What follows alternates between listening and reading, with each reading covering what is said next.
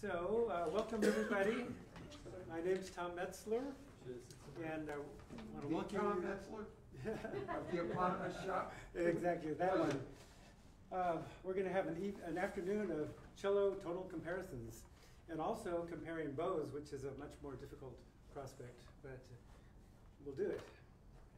So this is part of our 5th annual Contemporary American Violin and Bowmaker Exhibition and Sale.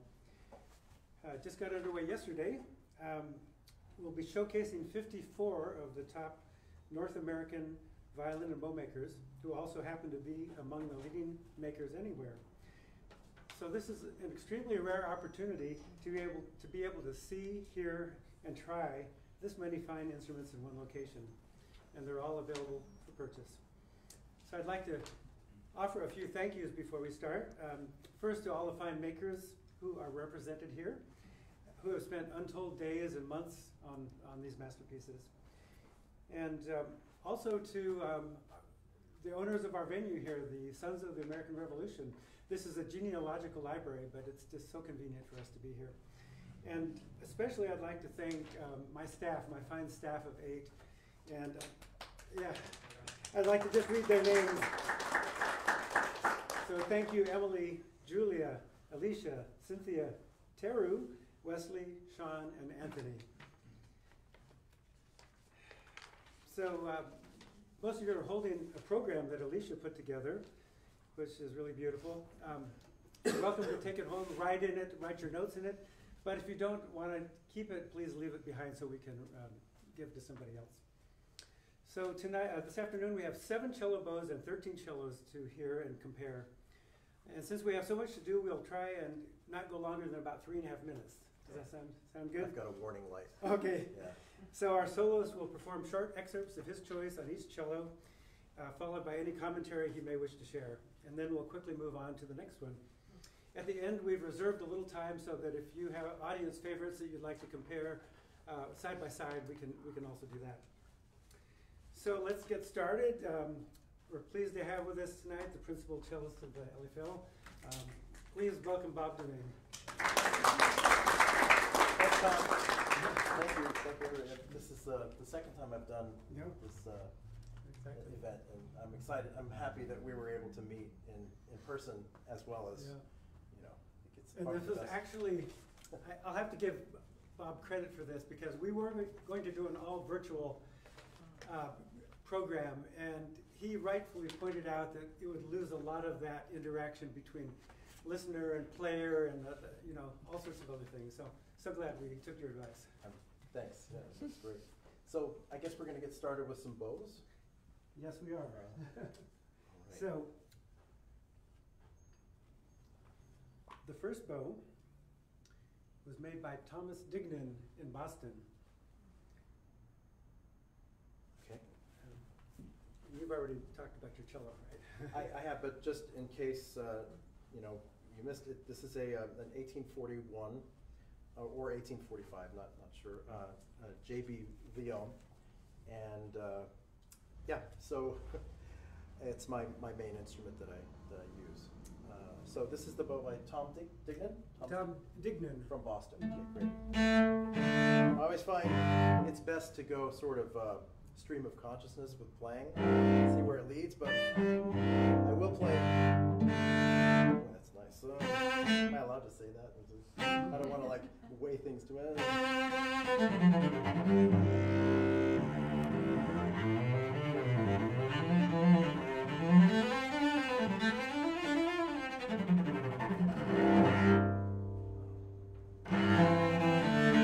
get a cramp in my hand sometimes when I've been playing. Overplaying and under practicing.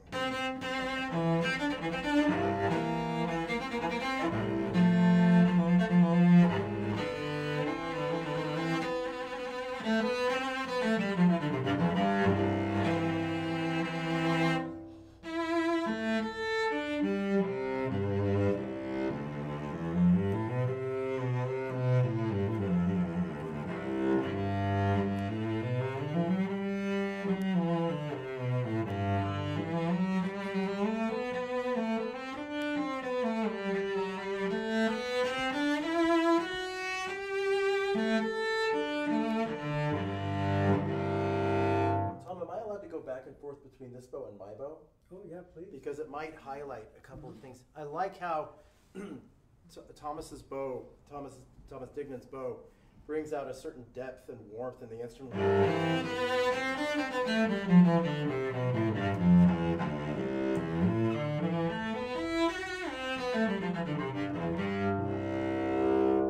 Compares really well to, that's a Dominique Bacot.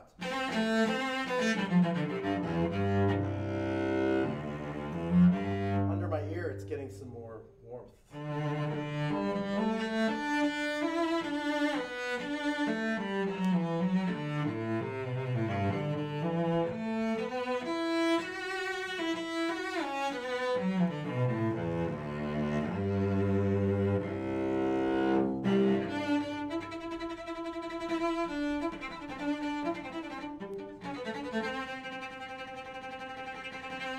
Very easy to do those strokes.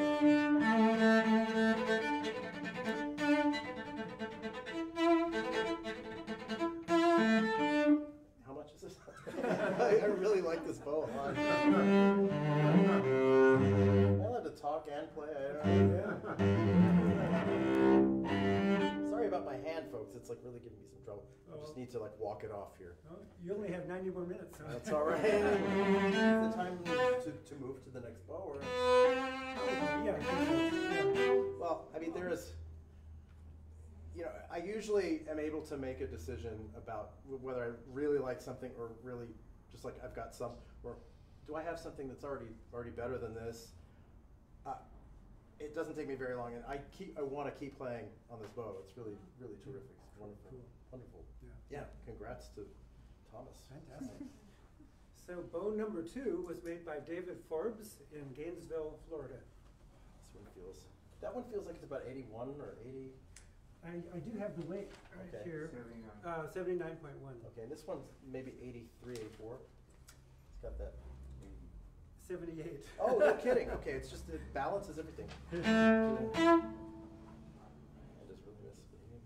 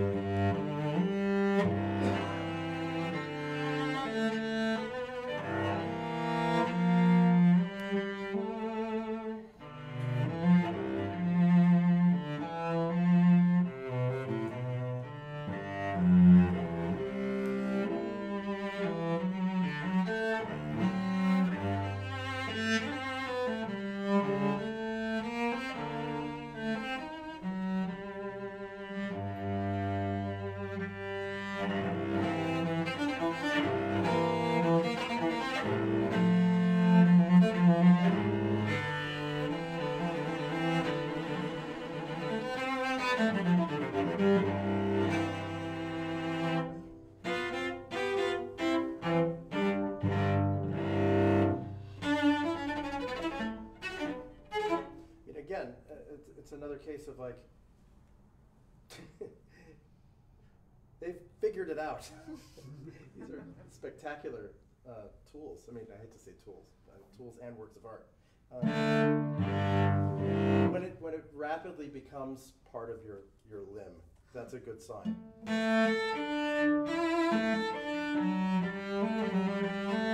The most outstanding feature of this bow right now, for me, is the silky bow changes that I get. It's like effortless. You don't have to think about it. It just sort of does it by itself. And that's really, really rare. That's a sign of a very fine bow, in my opinion. A lot of bows will have almost a click unless you really finesse the bow change. This one sort of says, "Hey, let me show you how to do it." A good piece of equipment does that.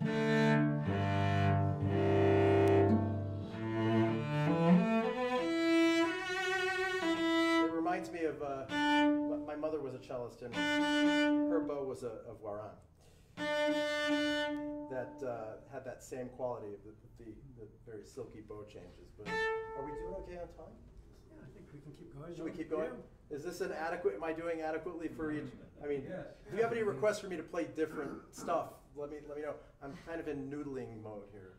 Okay, But, so both of the next two bows, Oh, number wow. 3 and 4, are made by Evan Orman from Colorado. how cool is And this? this is a much different bow. It's a boxwood frog, and it's much different in weight. And it weighs about the same as a light viola bow. And that's what boxwood's supposed to look like. Yeah, that's kind of the natural color. Yeah, wow, how about that? Can I, so I've never played a open, it's like open-toed sandals, you know, you've got the open toe. It's so cool. All right, I don't know. Mhm. Beautiful swan head on that thing. Okay.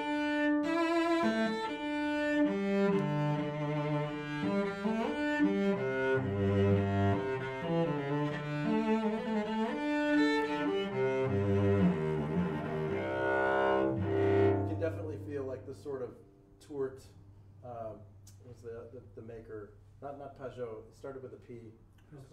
Persois, thank you. The JRP or however he used to brand stamp his bows, the ones that do have it feels like that. I mean, maybe it's a little bit on the shorter side, possibly. Possibly. We just compare. Yeah, my piccata is short, so this is even shorter. And the heads on these things are very similar. Crazy. I would not want to play like Shostakovich concerto with this bow, unless I, but it can take it.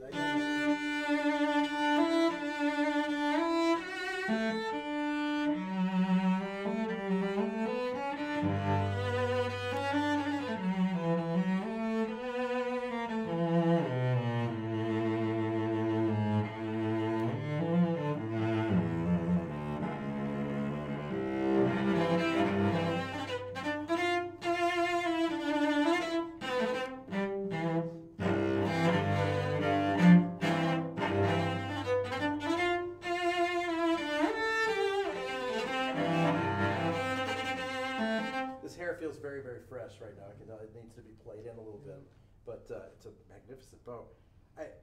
My apologies if I'm not playing the sort of transitional style correctly. I mean, I could play a bit more classically, but gorgeous, really, quite stunning.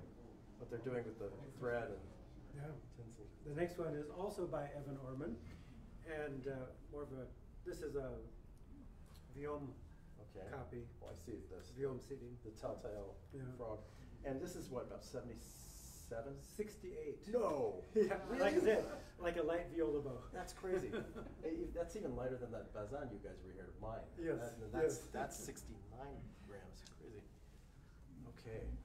And who made this one? Evan Orman. Evan Orman. Mhm. Is he here today? No, I wish, but let me interject that tomorrow he's giving a Zoom lecture on bow making as part of this exhibition, and you can go to our website and find the link to get you to the talk. It's going to be at 5 p.m. Tomorrow afternoon. Yeah, you had told me that he was in Colorado, so Yeah. So these are, I'm sorry. It's at 4 p.m., not 5. okay. And these bows are both by Evan. Yes. Okay. They're very different animals.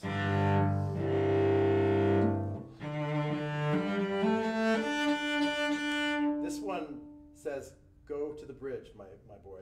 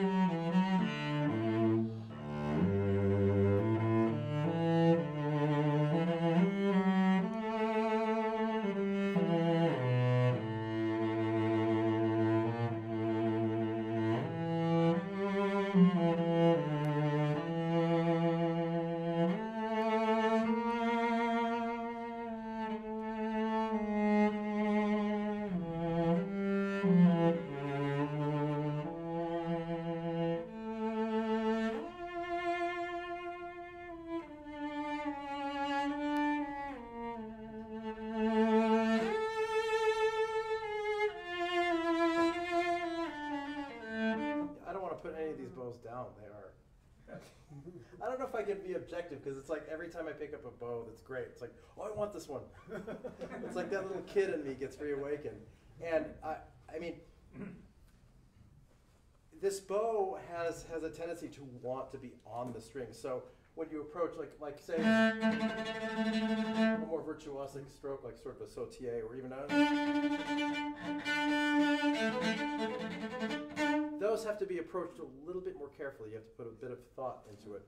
But again, when you get used to a bow, it becomes part of you. And wow, it's gonna make somebody very, very happy. Yeah. So next we have bow number 5, made by Boyd Poulsen, I believe currently of Albuquerque, but he's lived all over California, and he's one of our senior statesmen in this business. He makes cellos, he makes basses, he makes all kinds of bows, and it's made in Albuquerque. I wonder if you could do like a light blue, slide.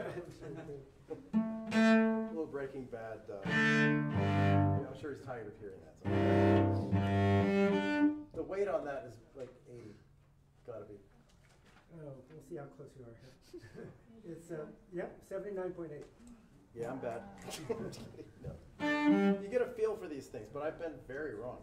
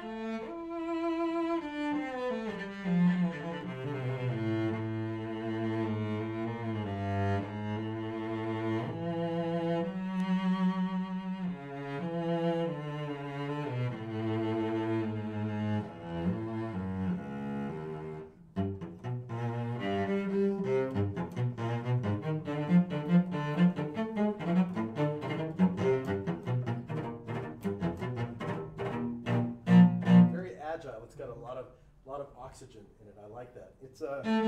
That's a tough thing to achieve.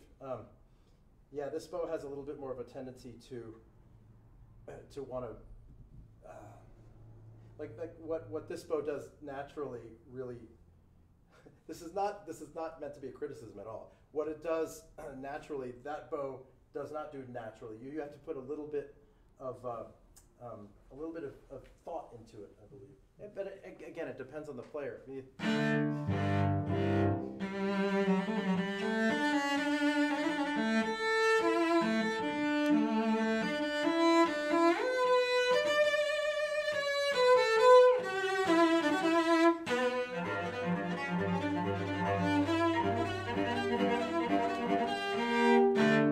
It's always scary to me how violin makers can also make bows and just excel at all of it.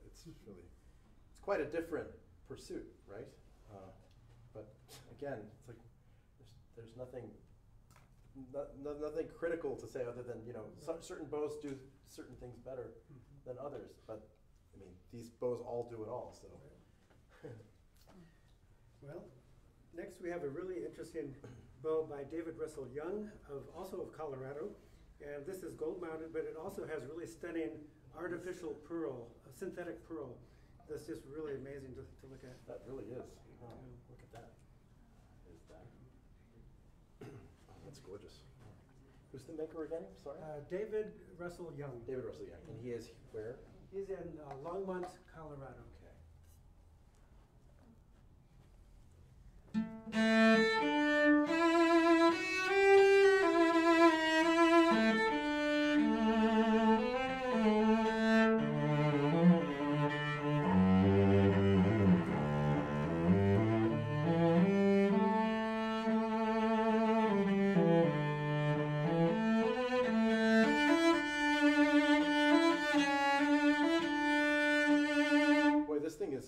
ultra focused. It sounds that way to me. I don't know what it sounds like out there, but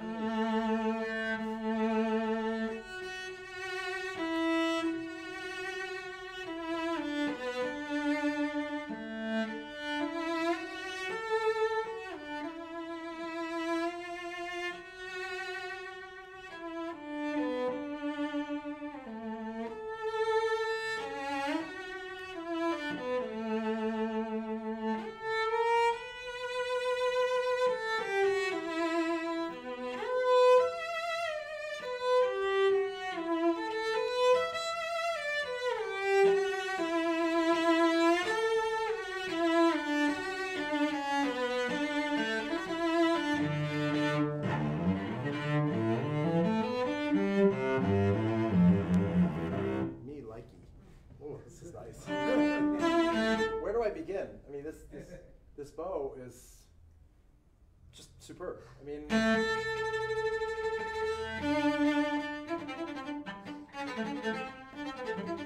the only thing it doesn't do is let me like sort of like the self-driving Tesla. Like I'm waiting for a bow that will just like I can just sit there and have it do it for me. This is almost to that point though.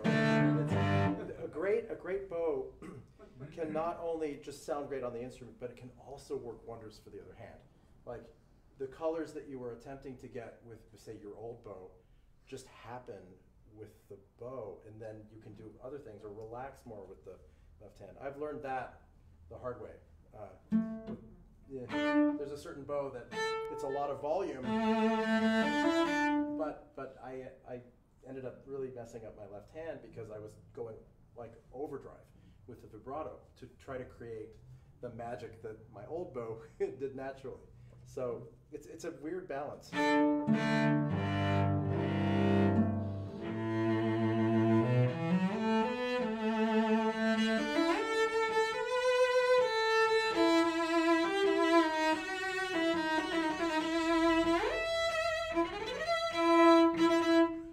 this one aside for later. Sure. So now we're back to Thomas Dignan. I'm sorry they were separated, but it's kind of a twin to the first one you heard. Okay, and Thomas Dignan's Boston. Yes. Maker, yeah. This is not the same bow as the Not the same. Well, it's a. Is it round? Yeah, it's round. Okay.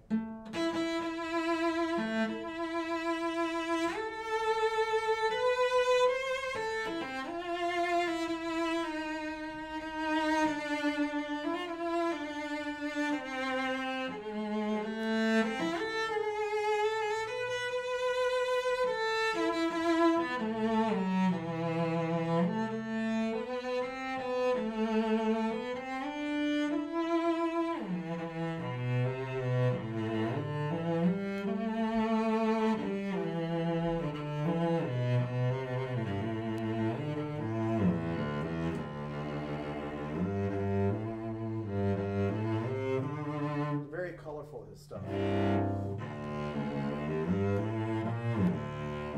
It's easy to paint.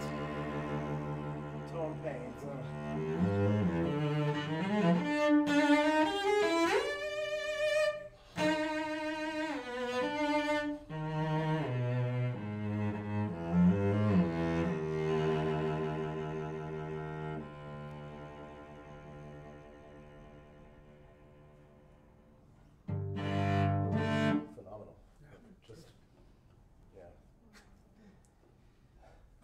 So now we're going to move on to cellos okay. now, unless you want to take a break or talk. No, does anybody have any, do we have time for questions right now, or do we want to say any questions about the bows? I'm sorry I couldn't be clearer. It's such an abstract process, you know. Yeah. The player, the bow, the instrument. I mean, all this like sort of mini. I don't know. A whole bunch of different variables coming together. But yeah, hi, Bill. But Yes. it's like Evan Orman is also a cellist, professional. I didn't know Plays that. in the opera orchestra, so he actually understands how these are supposed to work. And you like both of his bows. Yeah, yeah. So the transitional one and the Yeah. more modern bow. Yeah. But did I really play 13 bows? No, it was only 7. Oh, 7 bows and 13 cellos. Yeah. Please, anybody, I'm happy to try to shed some light where I can. But, Well, we will have these bows for the next probably 3 months, so anybody's welcome to come back and try them all out yourself. Sure. Well, I should probably hand this back to you. Okay. And I'll use, and I'll set, oh, I can put this in the, Yeah, I put a little. yeah, thank you. Do you have these things for sale, by the way, these, the cello? Yes, yes. I might want to buy one before I leave. Okay. I'm gonna go home with some goodies. So our first cello was made by Billings, and from here in Los Angeles. And Sam, you're here, right? Yeah, in the back row. So thanks for coming, Sam. Do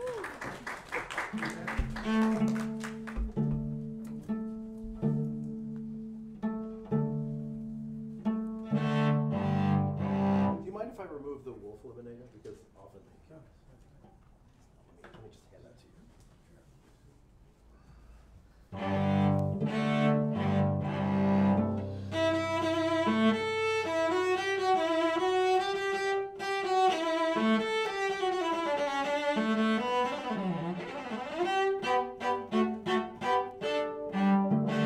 The stop is a little bit longer than my cello, so.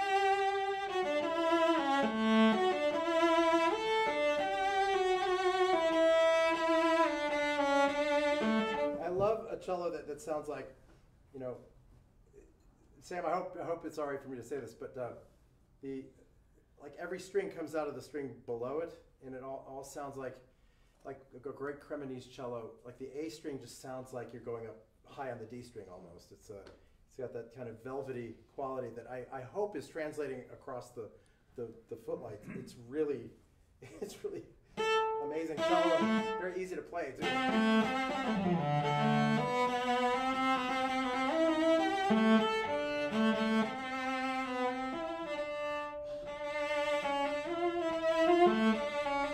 That's where the F is on my cello. There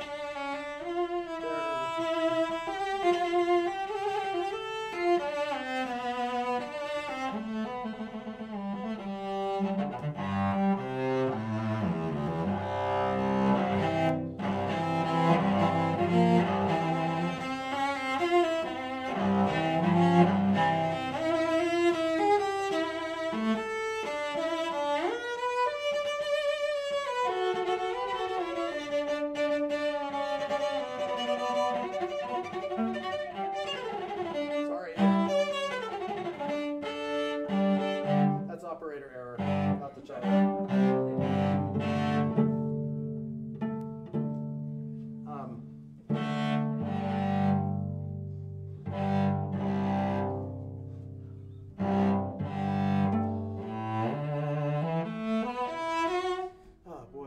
Is always greener. Yeah, I fall in love very easily, and you know, but I don't know what else to say. It's just really, I'm blown away that a cello this awesome can be made like right now. Amazing.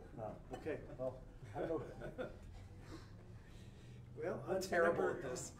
Number two. I'm sorry. It's so hard to put into words what this is Andrew Carruthers. Andrew Carruthers.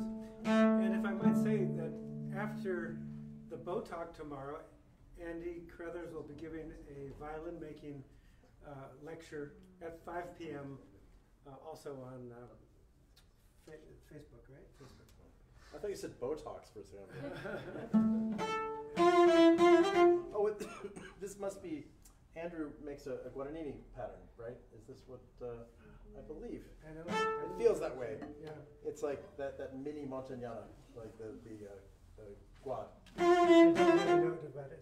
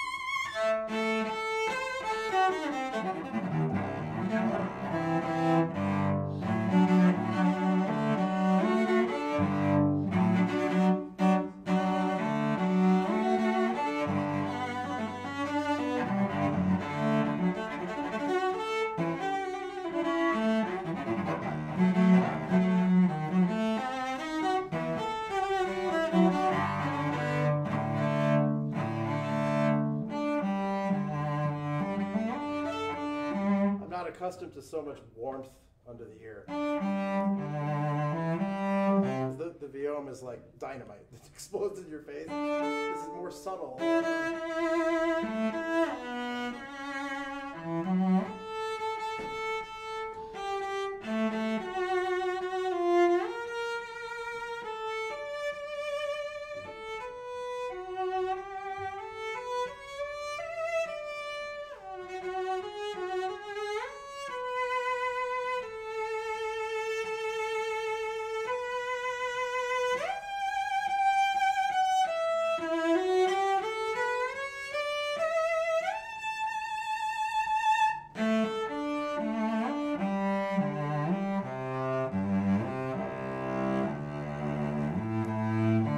To note is that sometimes it takes the player a little while to sort of figure out an instrument, and one instrument that might not sound like it's reached fifth gear yet, it might give it another 5-10 minutes. So instruments, they're crazy organisms. I can tell I'm starting to dance a little bit better with this cello. Some cellos have an immediate boom effect. Some you have to kind of second, third date,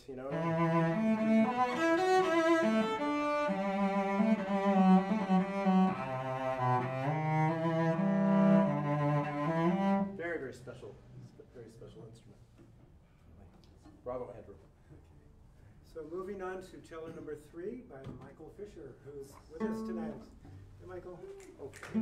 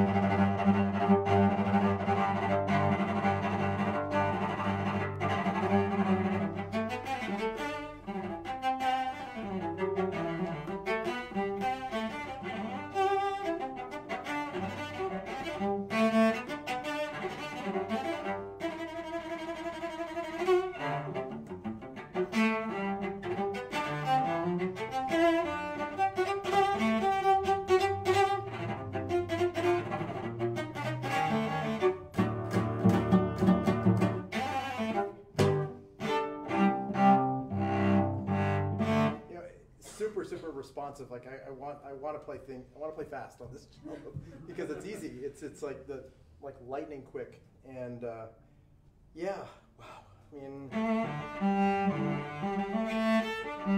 it's gonna make somebody very happy. Some lucky cellist very happy. Excuse me, Bob, what is that last piece you played? That dance. Yeah. That's a piece I wrote actually. It's a caprice. My third caprice called Brazil. Yeah. Is that Jeff? Yeah. Oh, good to see you, man.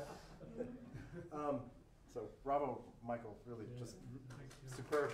It's an honor to be among. It's an honor to be with the creators of these things. Really. So cello number 4 was made by Carlos Funes of San Francisco. Isn't there a famous actor with that name, Funes? French actor, though.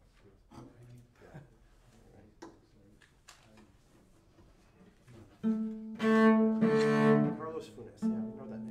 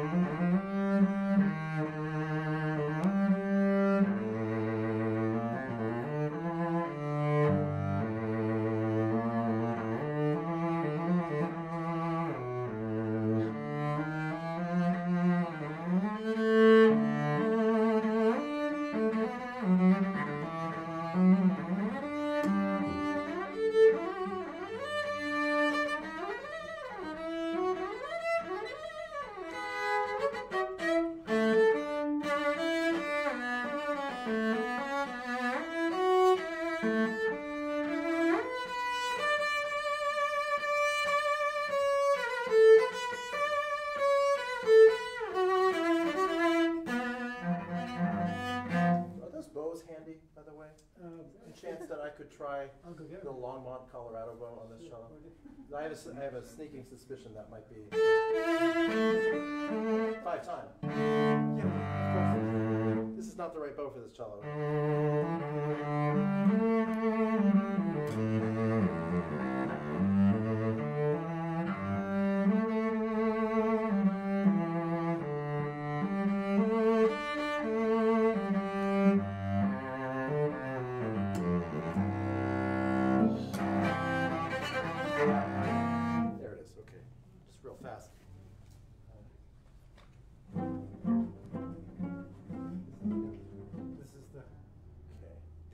David Young.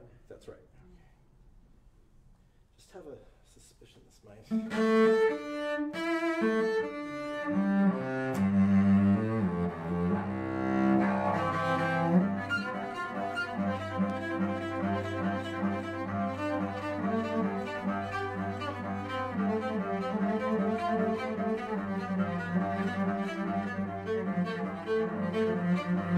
Needs a little rosin.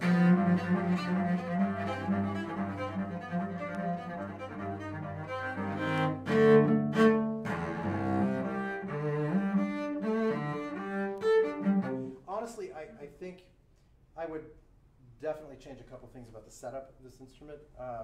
While I love the sound of a French bridge and the response of an instrument, I think nowadays often cellos need to spend some time with a Belgian, to see how much of it will open up without sacrificing any of the warmth and what we love, the cello-y nature of the instrument. You don't want to turn it into a large viola. I mean, a cello is a cello. So I think some things need to be different, to be honest. I really like the cello a lot. And I can tell, it's made with a lot of love. And I love the craquelure of the varnish. It's really gorgeous. It's hard, I don't know if you can see that from the audience. But, May I add a little rosin? oh, yeah, sure. I can do that. Can you do it for me, Tom, please? What kind is this? Which bow are you using now? This is the bow made in Lohmann, Colorado. The maker is David Young. David Russell Young. Yeah. There you go. Yeah. I really like this bow. I'm not sure. I may have been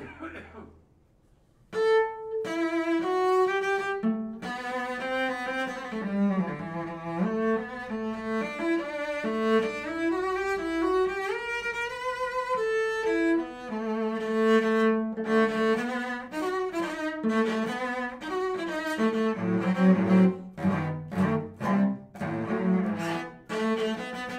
are a little bit, you know, a little bit low to the fingerboard. I think we need a different bridge on this show. To be fair, I mean, I think it would be more on the playing field, setup wise. Yeah. But, Next week. Great cello though, you know. So I hope that was all okay to say out loud. Oh yeah. How would that change the sound that you're creating? I'm sorry? Would that alter the sound? The setup of the Yeah. instrument? Yeah, Oh, the bridge. it can be dramatic. Dramatic. Yeah. Okay. I mean, you're never going to change the cello. It's not going to become a Montagnana Right. as a result. I mean, it's going to be its own organism.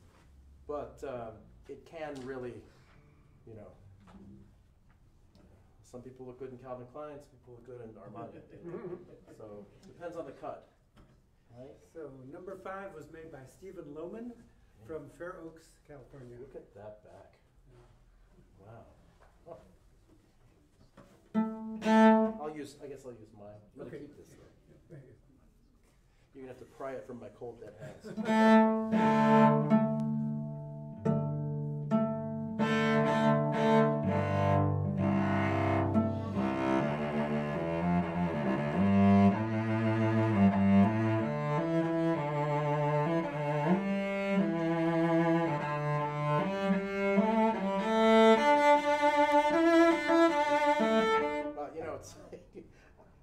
If that were a text message, I mean, this is my fault. That would be caps lock.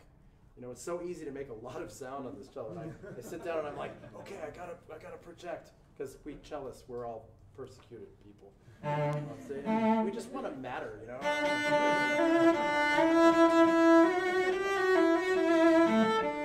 It's like anybody encroaches on our territory. Too loud. We're in my bubble, you know. Stay in your lane. You know? Not so with this thing.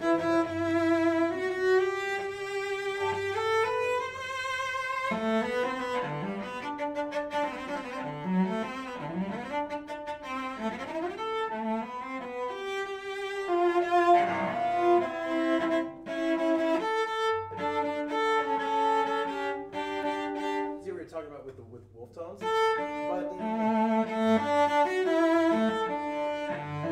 every good cello has a bad wolf sound.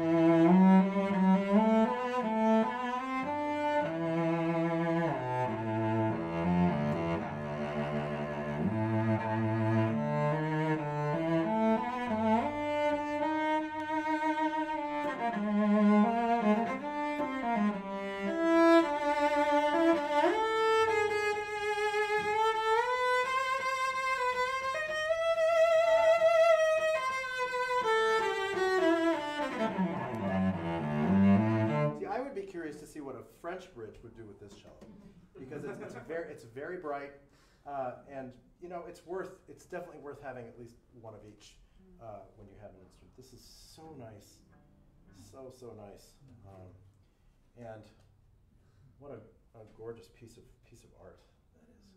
Stare at that all day. Is that is maple, right? Yes. But cut on the, what would you call that? Cut on the quarter. Just on the slab. slab. And a one piece too. How about that?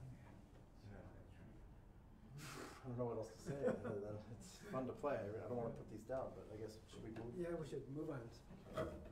So cello number 6 was made by Chris White and David Polstein of Boston.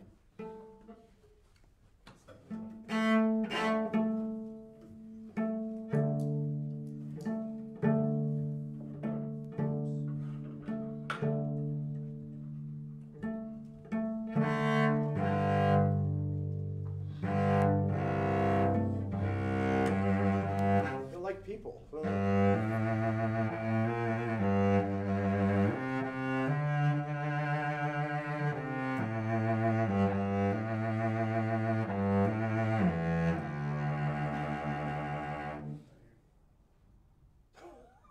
That's a life-altering C string. What a nerdy thing to say, but it's so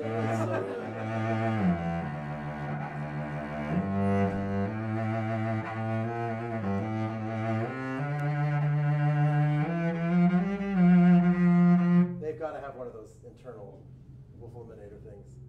Yeah. It would would sound better without it. Mhm. Those things swallow up a lot of sound.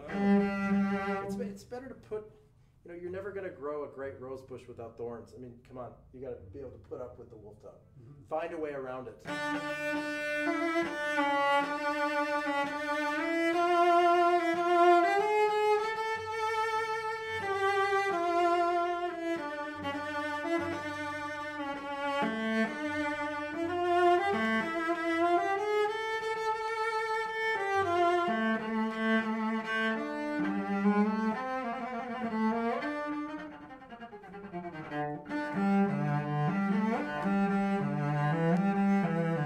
Stand down, sir.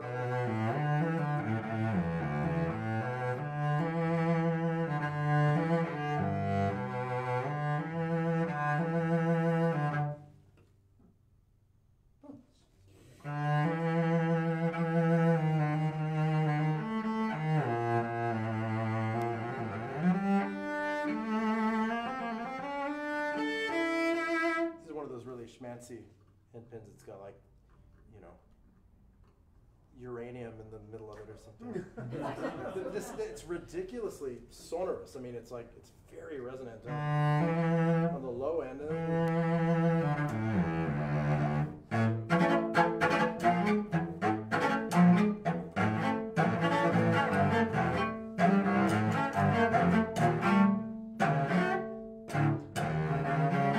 I think this might be the summer bridge that's on it. It's a little low.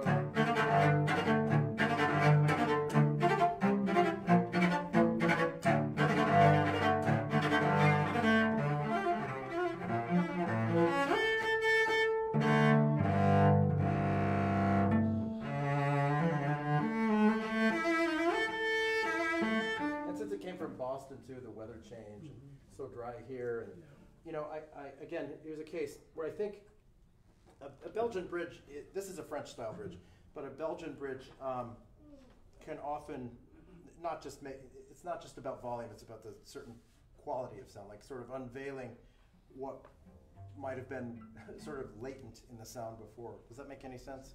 Like a certain quality that might be a little bit brighter. But as far as playability and quality of sound and everything, this is wonderful. Hats off to these two guys, Polstein and White. It's like Bergonzi and Story, not Story. I mean, yeah, they collaborated on a few things. Nicola Bergonzi. Anyway. Okay. Next we have Jeffrey Robinson from Flagstaff, Arizona.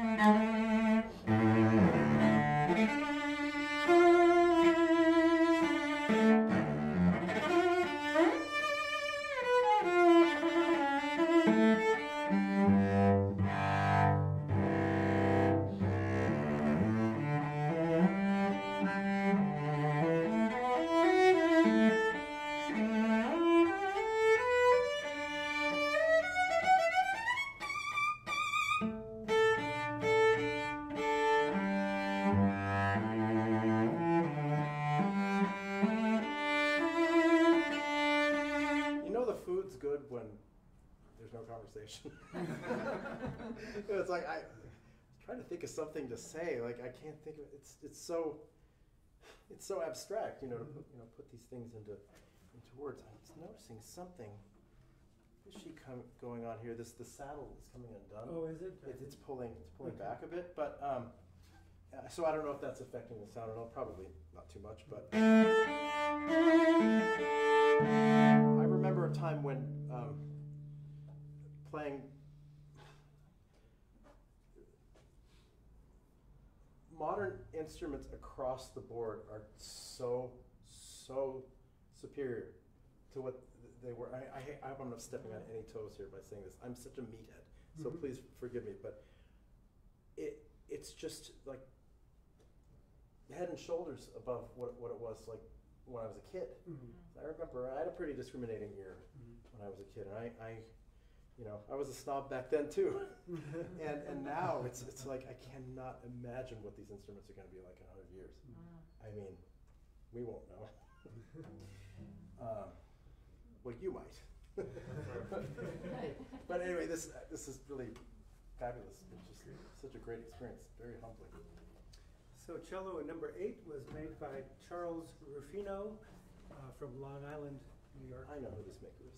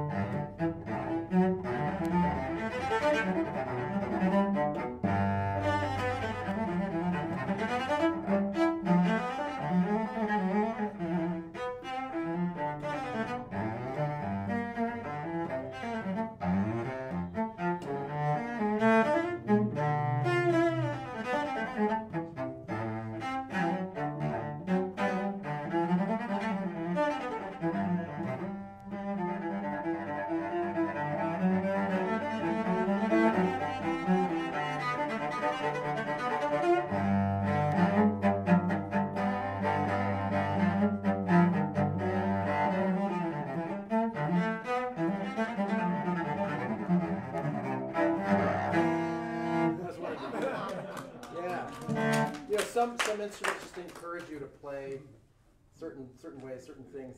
It's hard to explain. It's a bit of insanity. It's like a wine tasting, but instead of spitting the wine out, it's like you swallow it all. The more you try, the more confusing it gets, and the more wonderful everything's. It's like, I wish I could play them all at once. Like a wonderful cellos. Would you like to take a 2-minute water break? Maybe, yeah. My hand is like, see what happens? It's like, it does this thing when I'm playing Let's too do much. that. Yeah. Thanks, Tom. Maybe everybody can stand up and stretch a little bit. Oh, somebody had a question back there. Yeah, questions, let's take advantage, it's fun. Yeah, in general, do you have a preference toward a Montagnana model or a Strad model? I don't, actually my favorite cello model, I mean, if I'm gonna be honest, is a Guad. I mean, those things, for me, that's a perfect cello. I mean, I'm a Guadagnini, the GB Guadagnini, yeah. Just smaller, but they're like small Montagnanas in a way, the way they're proportioned. And I mean, I'm not a giant, so it's like, my hands, I can stretch a tenth on the piano. Well, the other thing I thought that you might want to talk about as a cellist, is that, how much, you put just enough tension on your bow and you play with weight and speed. But you might want to talk about, because you see some cellists who tighten their bows like a bow and arrow, and yeah, that for me is, well, you see some especially younger soloists doing that, and a bow should never be straight or convex. I always think about that scene from the Pink Panther movie with Jacques Clouseau. My Stradivarius, and his bow's tightened like that, and then he's my Stradivarius. Oh God, I love that. But so yeah, it always reminds me of that, and just like the thing looks like it's about to pop, sometimes. But some famous people, even like Zachar Braun, the great teacher, he tightens his bow, it's actually convex. Well, yeah, I mean, it depends on the bow too, and the quality, the rehair and all that stuff, but I like to have a good amount of camber in the bow. And actually, to me, it feels stronger that way. And some cellists barely tighten the bow. Daniel Chaffran almost played with the bow hair so loose that it was on the other side of the stick. But because it was a combination of him kind of pressing, because I think it might have been his temperament to play that way. But Rostropovich used to say, the looser the hair, the closer you can get to the bridge without, cracking the sound. So, and the ribbon spreads out a lot better that way. But again, it all depends on the bow. It's just nice to have, obviously a cellist of your caliber wants to talk about that. Well, because most people don't know the difference. They make it and hope it plays well. Well, I think I had to come around to that conclusion the hard way too. I used to tighten my bow a lot more than it needed to be. It seemed like more. It doesn't get you more. It really doesn't. I think playing it's like, the three little bears, or what is it? I'm getting my Goldilocks. Thank you. I have 2 kids and I don't even know. This one's too hot. This one's too cold. This one's just right. The just right is what gets the sweet spot, and that type of sound that carries to the nosebleeds. The type of sound that's pressed does not carry as well. It just doesn't. You can't force that. Looked like we had a question over here somewhere too. Sorry, Jeff. I don't know if I answered your. No, it's very good. I just thought something that might be mentioned. Oh, well, thank you very much, by the way. Yes. I do have a question. When addressing younger student cellists, everyone's a student, right? But actual students, Yeah. who are pursuing, the second or third instrument in their process, do you have certain things that you feel they should be looking for in this instrument? Because they're trying to find things that are so diverse, that it's hard to know. A professional might look for something so different than a student would. Are there certain things that you would suggest to a student?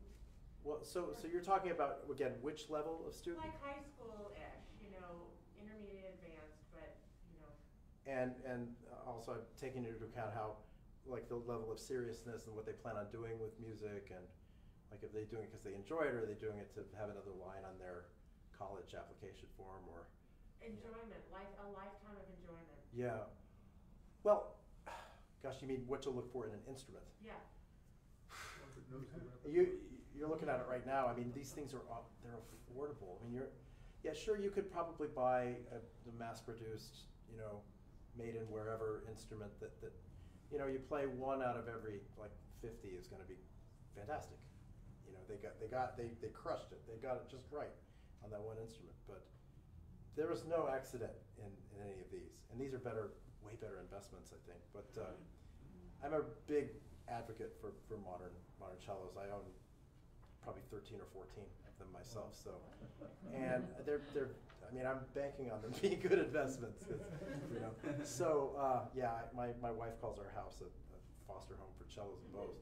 But to answer your question, I think this level would be what you should look for, because the enjoyment, the sort of tactile enjoyment that you're getting, you can't beat it. You know, so I don't know if that's a good enough answer. No, of course it's a good. But I think, you know, I mean, the proof is in, you know, what you're hearing now, and so I feel very spoiled right now. Which cello did you bring today? This is my VO. Yeah, I've been playing this since 2005. Yeah, so yeah, I'm a lucky guy. I'm surrounded by nice instruments all the time. So, but I grew up playing on a real beater. You know, my mom's cello growing up was this old, like, mass-produced German cello with the ugliest sound post crack you've ever seen. It's like frowning at you. You look at it, it's this like ugly curve on the back, and it looks like one of those frowny emojis. But yeah, I always dreamed of having a great cello and a beautiful cello case, hard cello case, because I carried my cello around in a bag. So I wanted a cello case. I didn't care what it looked like. Anyway, but yeah, so I'm a lucky guy.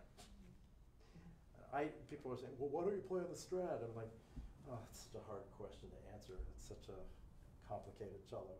It's an important cello, and it's a beautiful cello, and it's better than I am. So I think there's your answer right there. So, and maybe we should continue? Yep. Or, how are we doing on time? Are we okay? I haven't even been checking, but we have as much time as we need. Okay, great. Did we have any more questions in the audience here? Okay. Feel free to just interrupt me when I'm playing too. Okay, well, cello number 9 was made by Carrie Scoggins in Salt Lake City. Okay. I lived out there for a year, and Did you? I got to meet all Gary Vessel, all those guys. It's when Peter was still.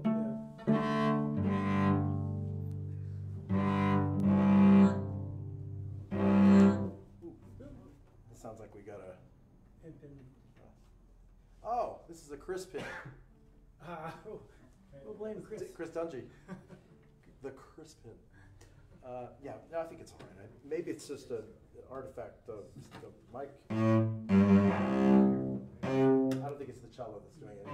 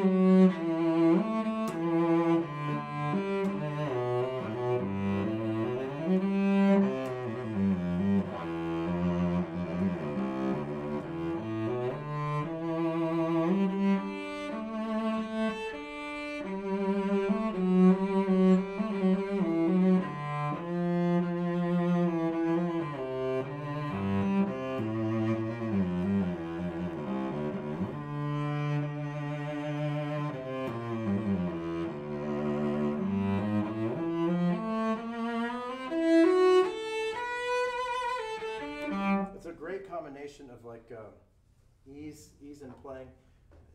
There's like a tipping point. You get a lot of complexity in the sound, yet the setup and everything is very easy to play. It's a hard thing to achieve. Often an instrument has to be set up in a way that's inhospitable to the player to get the best sound, but this is really, it's really humming on all cylinders. I think this cello is really terrific. I'm trying to, I have a feeling also this one has one of those internal wolf eliminator things. That I don't know. Because it's like, it's suspiciously wolf tone free. Now, if we got rid of that, you'd really hear what this cello could do. I honestly I don't believe. I'll get a strong- mirror, we'll check. Yeah, you can knock that. It's like a little bracket with a weight, and just, you can't get rid of the bracket unless you take the top off. Then you got to redo the whole thing. No, but this is really Scoggins? Scoggins. Scoggins. Sorry. Yeah, such a steal. These instruments, all of them. All right. Okay, so cello number 10 was made by William Scott in Minneapolis.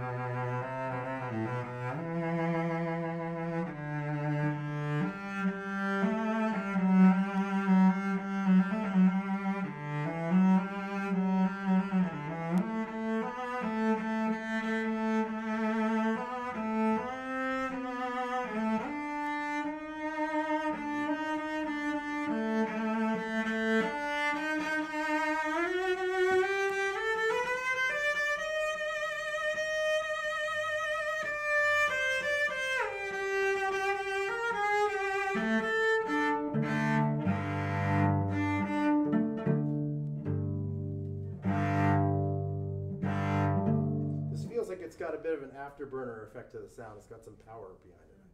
I don't know. It's hard to tell. It all sounds great under the ear, but I'd love to be out there listening. That was not an insult. This is a great, great cello.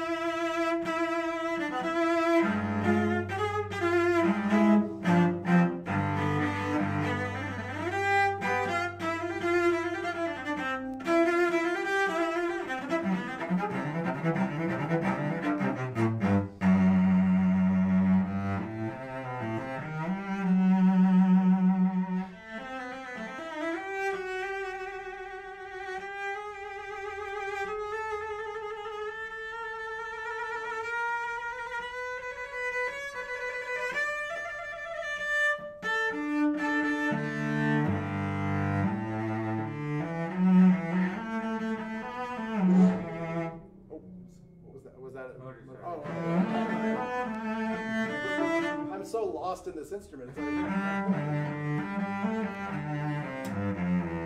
like, there's something so hypnotic about playing this cello. It's like, it's owning me. It's like playing. It's absolutely beautiful. Wow. Sounds like a real solo instrument, and really beautifully. He darkened the chamfers. See that too much these days. Who else did that other than Strat? Did a lot of people do that? Whatever did it sometimes. Who did? Del Jaser. Del Jaser. I really have much to say. It's just it's so great. A real privilege.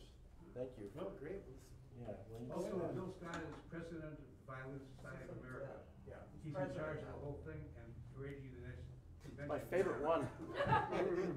You'll see him in Anaheim. Oh, so he's making here in California? Yes. Yeah. No. Oh, Minneapolis. No, Okay. but he's going to be in that, arranging this convention in Anaheim. Got it. November. Poor guy. That's not part of the NAM? Is it part of the NAM show? or- No, it's the Violin Society of America. It's Yeah. this- Oh, yeah. this one. Why would it have anything to do with the NAM show? You kidding? Yeah. Okay, so next we have Peter Seaman of Chicago. Okay. Okay. Oh, look at that one-piece back. Check that out. I had a chance to buy an early Viome. It was like an 1820s Viome with this gorgeous one-piece back like that. When I was in college, they were asking $90,000 for it, which was like, I mean, I was a poor kid from Oklahoma. I couldn't afford $5,000, let alone. But the one that got away. Okay, can I? This thing is like 5 pounds. Okay, okay.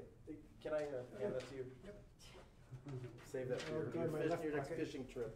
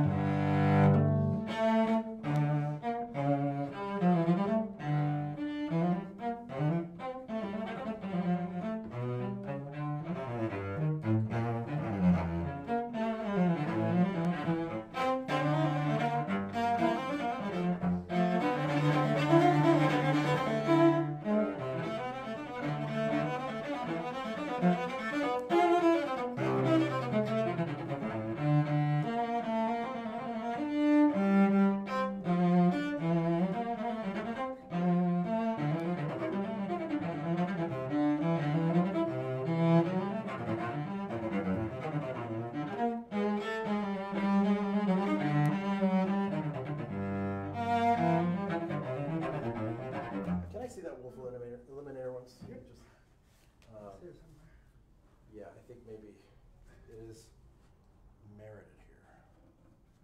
Maybe. Someone knows this cello better than me. Focus the sound a bit more.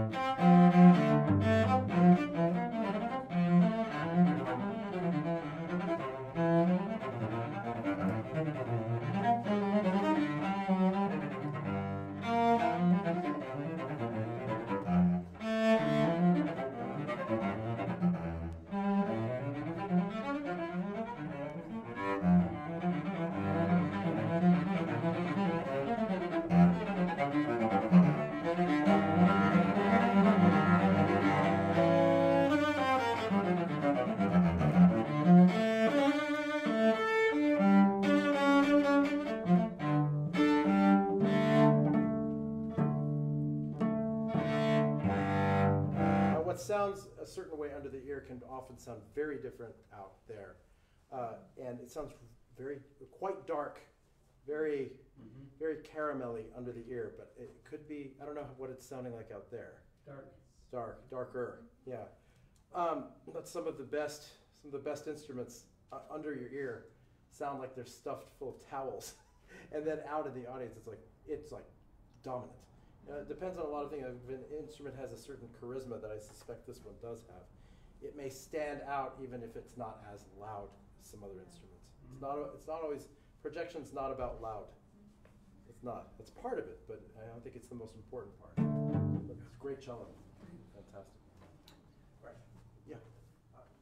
The tailpiece on that is fairly high up. Yeah, it looks like I know that there's a certain formula, like what is it, 1/7 or 1/6? Yeah. Like that's who came up with that? Was it not Becker, but Roy? Coney? I don't know. But It's the guy that wrote the book, the famous book everyone has. the Saccone book, right? Is it Saccone? Okay. Well, I'm out of my depth here. But, you know, I think it depends on the instrument too, because I think some instruments like to have more afterstop. Yeah. And that might be a case where it could brighten it up a bit. Yeah. Okay. So number 12 was made by Jason Starkie, and Jason, you're here, right? Yep. Hey, Great. everybody. Hey, Jason. I don't like it. Just kidding.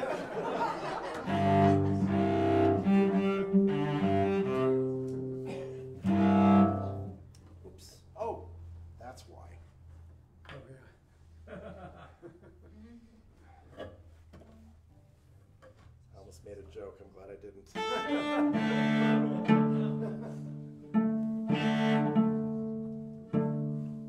It's not safe these days.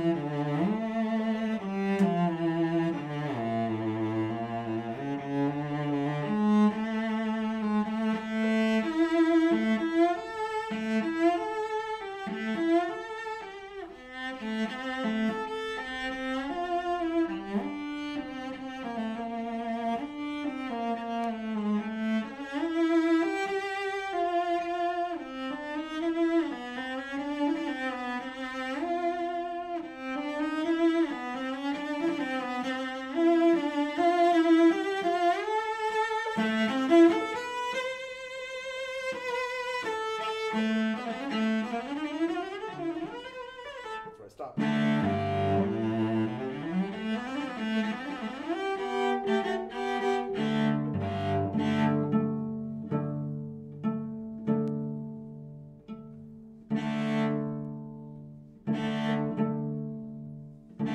can see the afterstop on this is quite a bit longer than.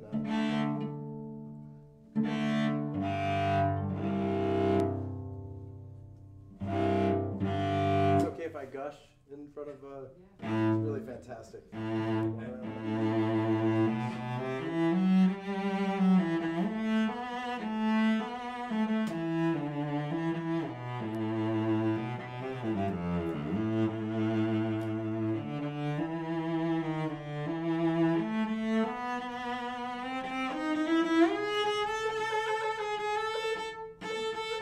That's an end pin thing. I don't. It's when an instrument's very resonant, some really funny things can happen. Something in the room might rattle.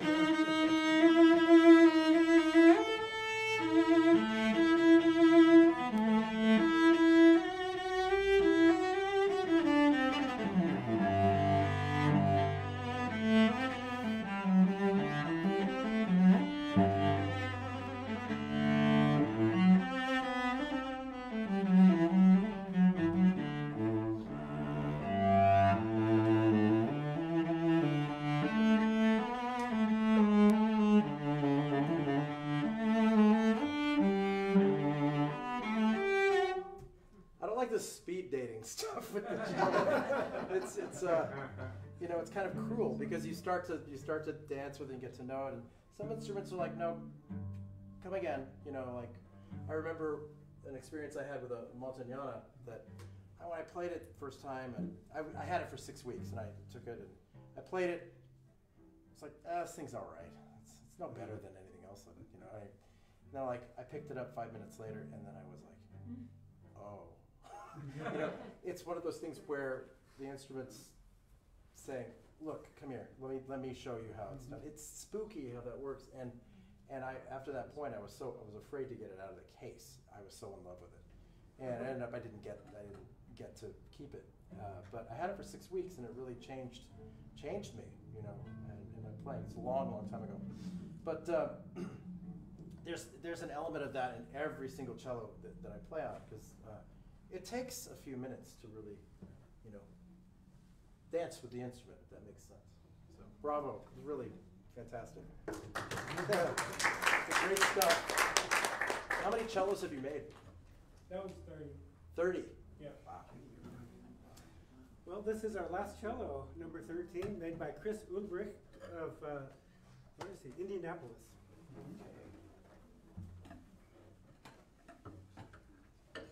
Cowboys fan, not Colts. Sorry if I.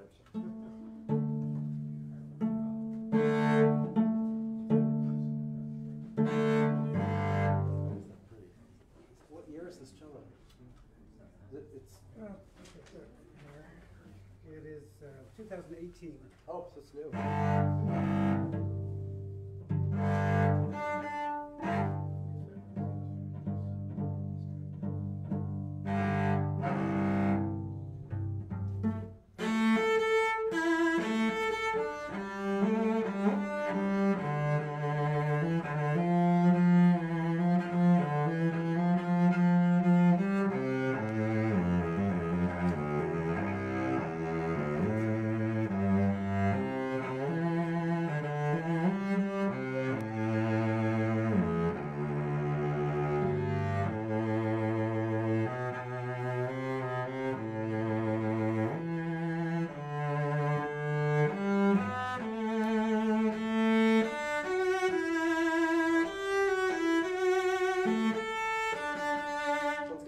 Sizzle, but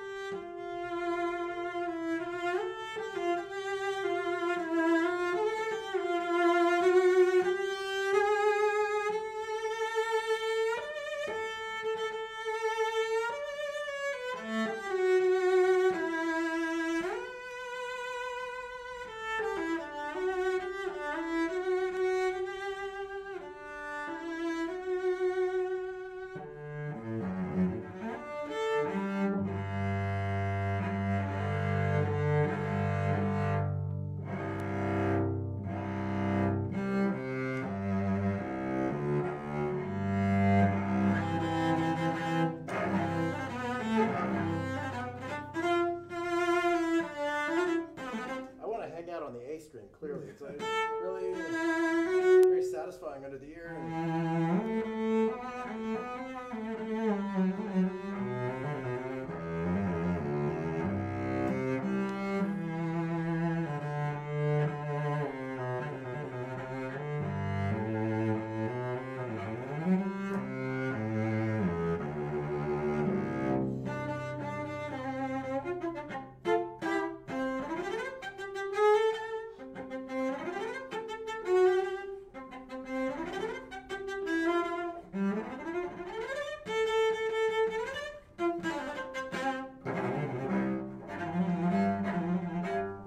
To go closer to the bridge.